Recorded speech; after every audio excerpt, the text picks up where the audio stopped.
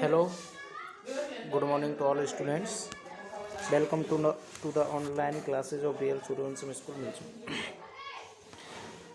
हाँ, तो हमने पहले एक पार्ट जो क्लियर कर लिया है, जैसे लेसन नंबर 1 है, और आज हम उसी पार्ट के जो जस्ट बाद आने वाले पोएम है उसे पढ़ा रहे हैं।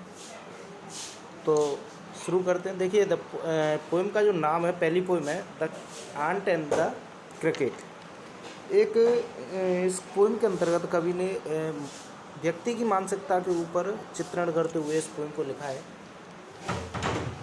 देखिए, एक इसमें क्या होता है कि एक झिंगुर है और वो मूर्ख है, मतलब अपने सारे अमूल्य समय को वैसे ही बेकार में गवा देता है।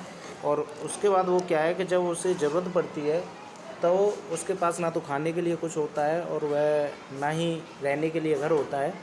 इन सारी समस्याओं को से अवगत कराते हुए कवि ने ये पोएम लिखी है। तो देखिए, पोएम का आनंद लेंगे, बड़ी रोचकता के साथ। इंटरेस्टिंग पोएम है, बड़े हिसाब से पढ़ेंगे, ठीक है। अपनी किताब भी आप अपने पास निकाल के रख लीजिए और हम पोएम की शुरुआत कर रहे हैं ना देरी करते हुए। देखिए, एशली यंग क्रिकेट। एक मूर्ख क्रिकेट झिंगुर एकस्टम्ड माने आदि था टू सिंग माने गाने का।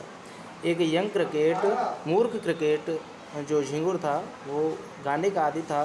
थ्रो द बाम, गर्मी के दिनों में, सन्नी मंथ्स और चमकते हुए सूर्य के महीनों में, गे समर यानी कि जो चमकीला समय होता है गर्मियों का, एंड स्प्रिंग और कब बसंत ऋतु में भी वह गाता ही रहता।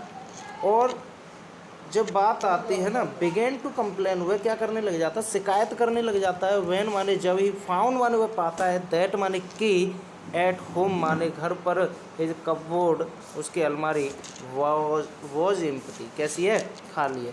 यानी सर्दियों के दिनों में तो आप जानते ही हैं कि जो भी अलमारी में जितने भी ऊनी वस्त्र वगैरह जो भी होते हैं, सब सारे कपड़े वो बाहर निकाल लिए जाते हैं और उसकी अलमारी कैसी हो जाती है, खाली हो जाती है।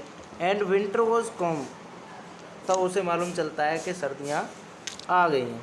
नॉट ए क्रम टू बी फाउंड, ना तो एक टुकड़ा पाया जा सकता है। On the snow covered ground, यानी सर्दियों के मौसम में जब आइस फॉल होती है, बर्फ़बारी होती है, बर्फ़ की बारिश होती है, उससे संपूर्ण जो ग्राउंड है, ज़मीन है, सारी चीज़ें ढक जाती हैं। उन ढके हुए ग्राउंड में एक टुकड़ा भी दिखाई नहीं देता है। Not a flower could see, not a leaf on the tree, ना तो उसे एक फूल ही किसी पेड़ पर दिखाई देता है और ना ही कोई पत्तियाँ। सभी चीज़ें जो हैं बर्फ़ की वर्षा से ढक जाती हैं, एकदम से सफ़ेद सारी चीज़ें नज़र आती है। ओ व्हाट, अरे, व्हाट विल बिकम, तब मेरा क्या होगा, से द क्रिकेट, वह झिंगुर कहता है, ऑफ मी माने मेरा, यानी अब मेरा क्या होगा, क्योंकि जो भी अपॉर्चुनिटी थी उसने गवा दी, सारा टाइम उसने गवा दिया है, बेकार में गवा दिया है। अब उसके पास कुछ भी खाने को, ना रहने को, ना किसी भी चीज़ के लिए उसके पास कोई भी चीज़ नहीं उपलब्ध है, सामग्री उपलब्ध नहीं है, संसाधन उपलब्ध नहीं है। अब वो रो रहा है, चीख रहा है।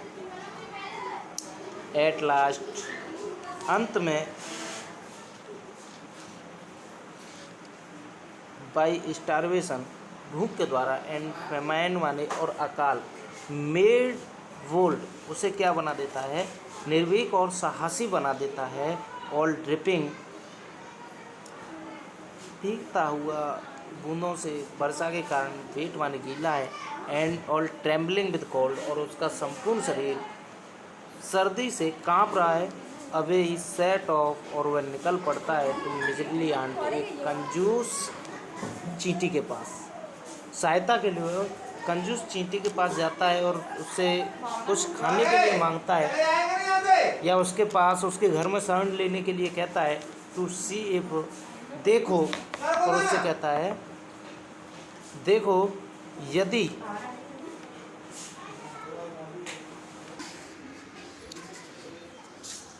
अबे टू सी, और वह कहता है उस चींटी से जाके कि देखो, यदि टू कीप हिम अलाइव, उसे जीवित रहने के लिए, ही वुड ग्रांट, उसे मांगना ही पड़ेगा। अगर उसे आगे अपना जीवन जीना है, जीवित रहना है, तो उसे चींटी से मांगना ही पड़ेगा, उसे अपने स्वाभिमान के साथ समझौता करना ही पड़ेगा, उसे अपने आत्मसम्मान को एक तरफ रखना ही पड़ेगा। हिम शेल्टर फ्रॉम रेन, और उसे शरण लेने के लिए वर्षा से, and A mouthful of rain, और पेट भर खाने के लिए उसे थोड़ा सा मांगना ही पड़ेगा। ही विश्ड, उसकी इच्छा थी, ओनली टू बोरो, केवल उधार लेने की, यानी उसका भी ये भी कहना था कि उसे बेकार में ना दिया जाए, फोकट में ना दिया जाए, वह उसे केवल उधार के रूप में थोड़ा सा अनाज और उसे शरण दे दी जाए। He would repay it tomorrow, वह इसे वापस तुम्हें कल चुका देगा, उसका ऐसा कहना था। इफ़ नॉट, और ये भी उससे शर्त रखता है कि यदि तुम उसे उधार नहीं देते हो, he must die of starvation and sorrow, तो दुख और भूख से क्या हो जाएगा, मारा जाएगा, मर जाएगा।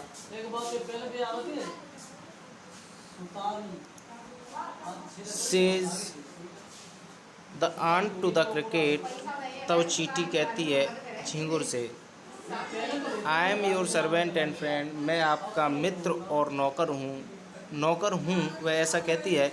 बट वी आंट्स, लेकिन हम चींटियों के भी कुछ असूल हैं, कुछ रूल हैं, कुछ नियम हैं, और वो नियम क्या है कि बट वी आंट्स नेवर बोरो, ना तो हम उधार देती हैं, वी आंट्स नेवर लैंड, और ना ही उधार लेती हैं, ये हमारे कुछ सिद्धांत हैं। बट टेल मी, लेकिन बताइए डियर क्रिकेट, मेरे प्रिय झिंगुर, did you lay nothing by when the weather was warm, जब मौसम गर्म था तब तुमने सोने के सिवाय और कुछ नहीं किया? क्या तुमने भोजन अपना इकट्ठा नहीं किया, खाने के लिए कुछ जमा नहीं किया, कुछ भी नहीं बचाया? क्यों द क्रिकेट नॉट आई, तब वह झिंगुर कहता है नॉट आई, नहीं मैं सोया नहीं था। तो क्या था? My heart was so light, मेरा हृदय बड़ा ही प्रसन्नचित है, खुश है, बड़ा प्रसन्नचित रहता है।